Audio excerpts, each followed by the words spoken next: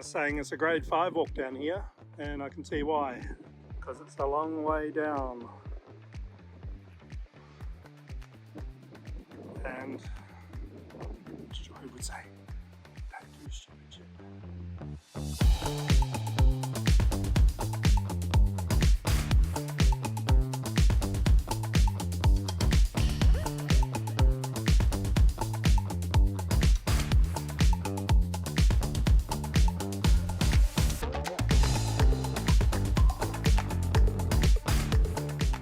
I'm all set up here at Silent Grove campground. It's entrance to Bell Gorge, so I've got another 10 k's or so to go without the caravan as recommended. There's not many people here, plenty of space, and maybe I can understand why people would stay at March Fly Glen. It's only another 8-10 k's from the turnoff, and you don't have to tow your caravan in here, but it wasn't too bad coming in. Got the solar blanket set up. I've got it just laying flat, probably for one of the first times, because it is a bit windy, and I thought, oh, don't have to worry about it blowing over. Good news is my tyre has stayed inflated with that plug in there, so I'm keeping my fingers crossed on that one. Anyway, I'll get my stuff together and head on down to Bell Gorge. I was hoping to be there about an hour ago, but anyway, it is what it is. I can probably spend a bit longer in there because I don't have quite as far to drive out. Anyway, let's go. It says, are you prepared? And the warnings of heat stroke. I've got over 3 litres of water, got my hat, got sunscreen on, got my Tivas on today. Had a bit of a steep decline, and then this part of the walk into Bell Gorge is like walking on a riverbed, so just got to watch your footing. Not too far to go, I don't think it's only 2 kilometres. This is Bell Gorge. It's the first one that really we've had a decent amount of water flowing over. That's kind of nice. Little waterfall there. A bit of a shady spot. I've managed to get further down Bell Gorge, another little waterfall there, and there will be another one just down a bit further, but from what I've read you can't get past there. And where I am here, I think you need some serious rock sort of climbing skills to get down there, so I'm going to think better of it today and give that one a miss, just for the sake of getting down a bit further. Not a lot of people will come down here. That's pretty nice. So this is the part I like about exploring, is I guess seeing different places that not everyone sees. Seen plenty of frogs. I just saw a couple of wallabies and just little cascades here, and yeah, it's just nice. Getting off the beaten track a bit, just go that extra mile or kilometre, should we say.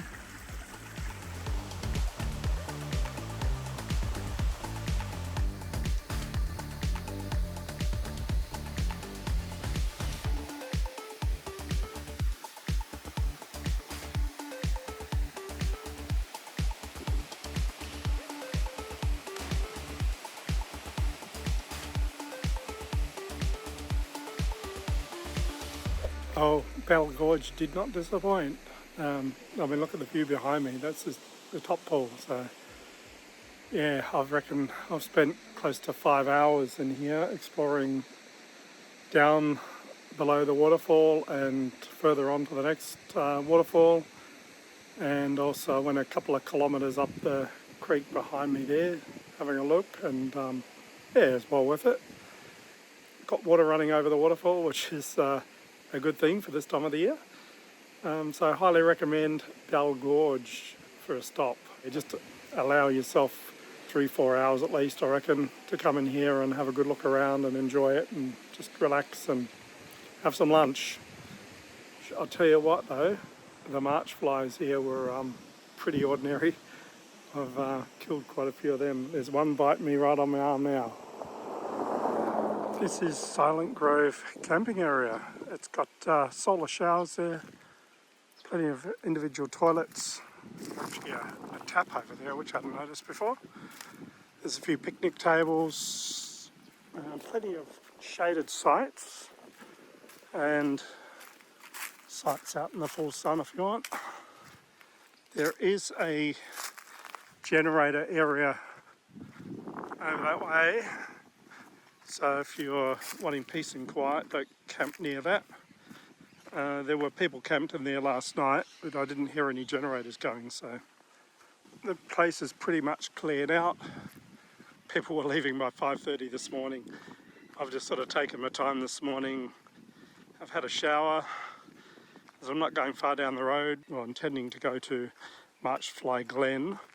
Hopefully there's no more march flies there than there were here. There was heaps here. And I've nearly packed up. I've got the solar blanket out, just getting those last bit of charge into the batteries in the caravan. Got to close up my windows and then I'll be heading off in the next 15 minutes or so. I've got to put a bit of air in that tyre. It has got a slow leak down to about in the high 20s I think, so I'll put a bit more air in that just to get it up a bit, and the march flies are biting already. Anyway, let's go, time to pack up. I've had a bit of a slow morning this morning, had a shower. At the beginning of my trip, it's nearly 20 past 9. I would have thought this is early to leave. Some people have been into Bell Gorge and back out like 10 k's each way and heading off already. The only thing leaving this late over in Western Australia, it's over 30 degrees already at 9 o'clock in the morning. So that's why a lot of people get up and leave early. I'm pretty sure I'll be the last one to leave this campsite. Anyway, I'm not going far, so March Fly Glen. I'm not sure if I really want to go there with all the march flies around, but yeah, anyway, that's where I'm intending to stop today. So it's only, in theory, half an hour down the road, so we'll see.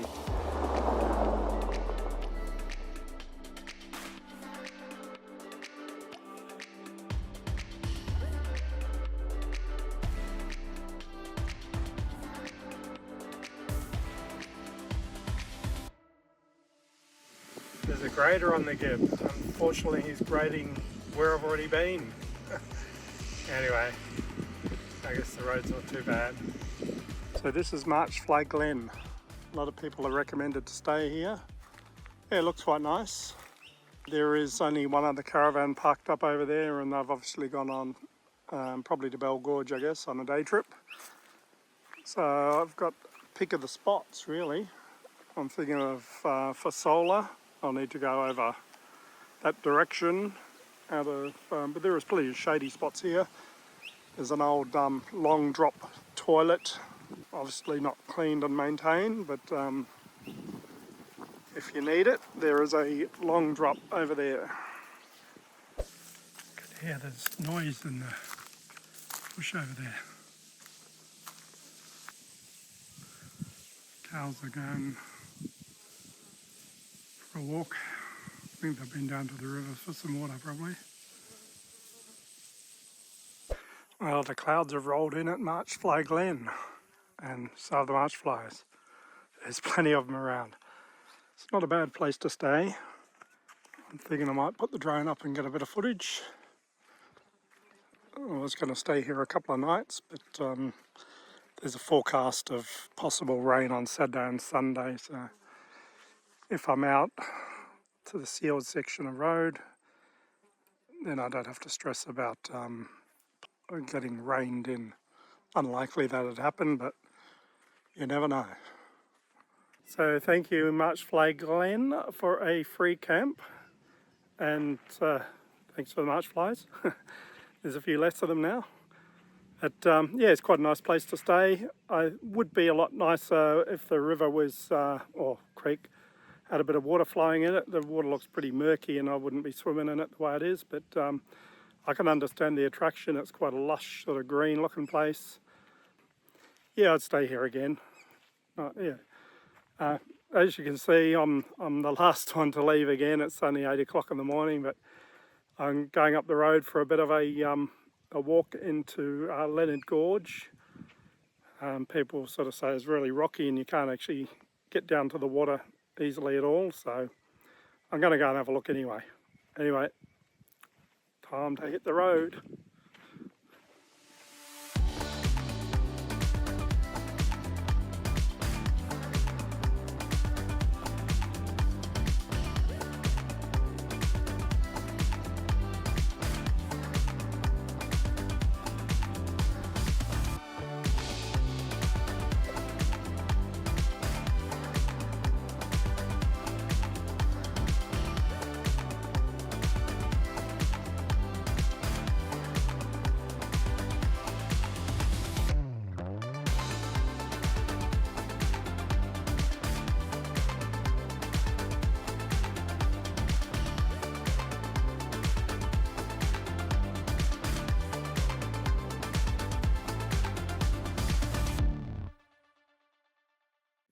I'm at Lennard Gorge and parked the caravan all the way over here just to keep out of everyone's way in case it gets busy. Don't think that's going to happen, but anyway, I'll go and explore this walk. Some say don't bother because it's really rocky and you can't get down to the water anyway, but I'll go and have a look and let you know. So it says it's a challenging walk. It's class 4, 3 kilometre return, allow 2 hours. So there's a bit of a steep incline, decline and a bit rocky. It's quite good here as far as facilities. There's heaps of parking, room for a few caravans. I've got toilets here. I'm assuming composting toilets. This part of the track is well made, so, and the road in was pretty reasonable actually. I think it's just been graded fairly recently. There's just one creek crossing, just got to take it slowly through.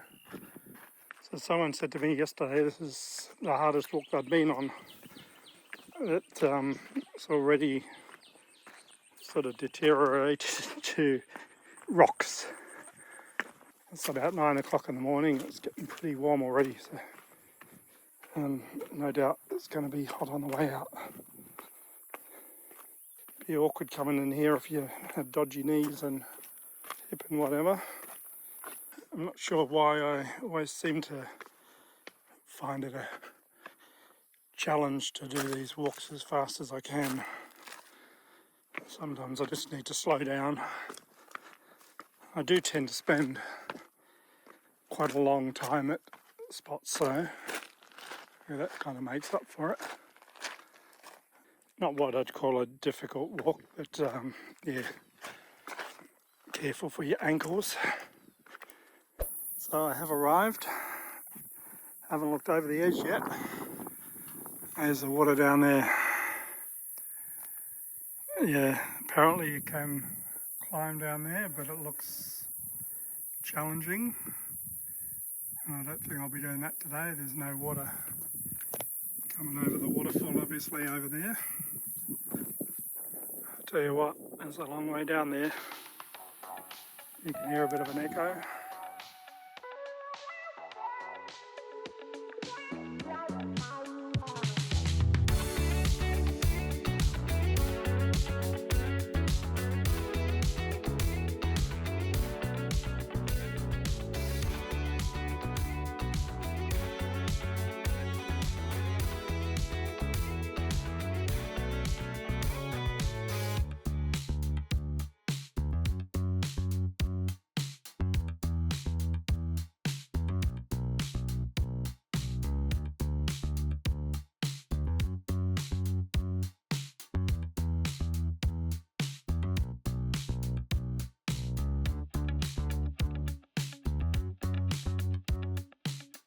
One thing I do notice with the Tivas, once you get sweaty feet, they do end up a bit slippery, even though they've got straps on them. Not as bad as thongs, but a bit slippery nonetheless. Maybe I did kind of venture down into this gorge and be totally different in the wet. So I've got to find my way back out of here. Sort of. Well, I think that's me done for Lennard Gorge. I enjoyed the walk in there. It was a bit tough, and I'm not overly looking forward to climbing up on the way out. You know, it's probably around 34 degrees now. If it's just coming to see the lookout, don't know if I'd bother doing it again. But exploring a bit adds to it. Part of the adventure. This is really annoying. I'm just going to put my step in and it's not moving. Just been for a decent walk and I'm ready to, packed up, ready to leave, and the step is stuck. I'm hoping I don't have to spend an hour or so taking that off again. It's a pain in the behind. Got to take this cover off to get into here to get the bolt out from the top. I'll fiddle with it a bit, see if I can get it working. It's very frustrating.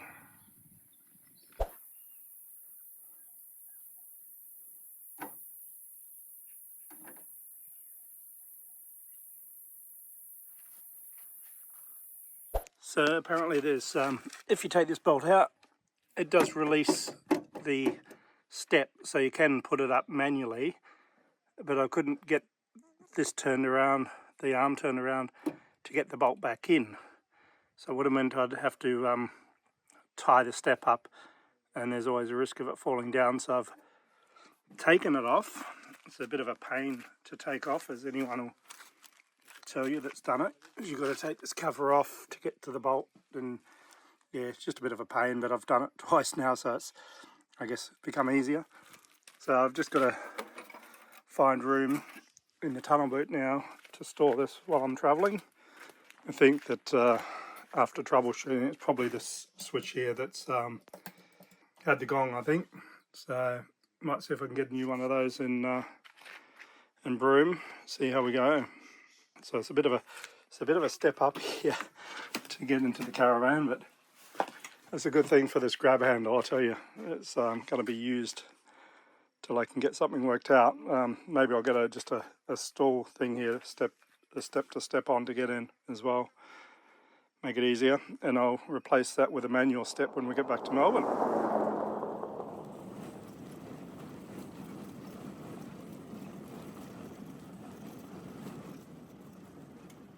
So this is the walk to Mt Gorge. It's saying it takes 2 hours.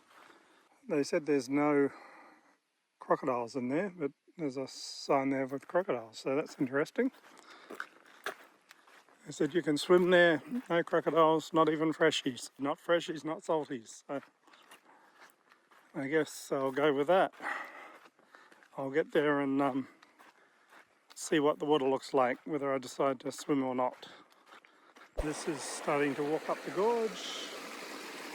Nice little cascade here.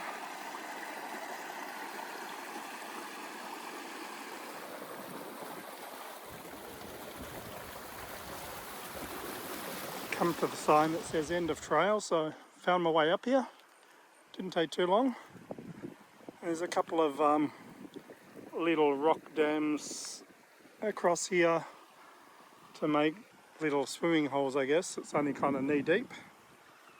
I did venture up further a little bit, and there is a much deeper swimming hole up there. Get my feet wet here and have some lunch, and then I'll head back, I reckon, and go to the other swimming hole. Oh, look at this. Beautiful pool here. I reckon you could go swimming in there. It's a bit deeper than the other ones. I reckon that's where the locals go swimming. They don't want you to know about it. Looks like a little waterfall at the end. Cascade.